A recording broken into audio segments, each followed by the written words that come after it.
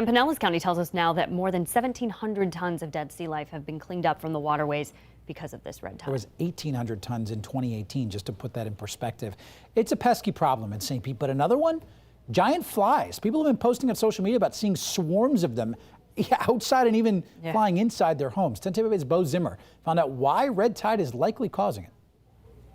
But around 6 or 7 p.m., I mean, it is just Janie Fielder and her kids are among those noticing what seems like an explosion in the fly population across Pinellas. The other day, we started swatting around our faces and saying, why are there so many flies here?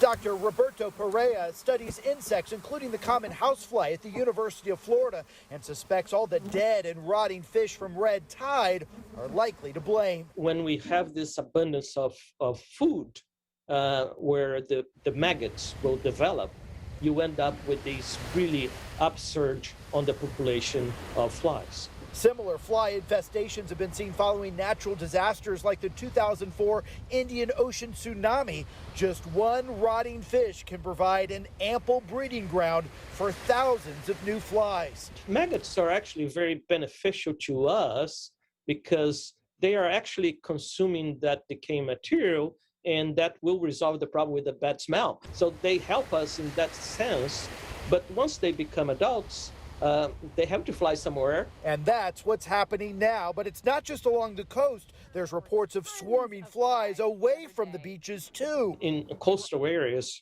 you always have these winds coming inland, and that will certainly carry these flies very far from the original production site. Dr. Peraira says it's not enough to just scoop up the dead fish and load them in a dumpster. It would be good to actually put them under some dirt so that the flies could not get to them, or incinerate or do something that material is not around.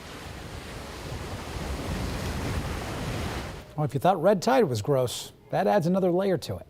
A team of entomologists from UF are actually fascinated by all of this. They're considering sending down a team from Gainesville to study the relationship between red tide and flies and how local communities can try to best stop these infestations.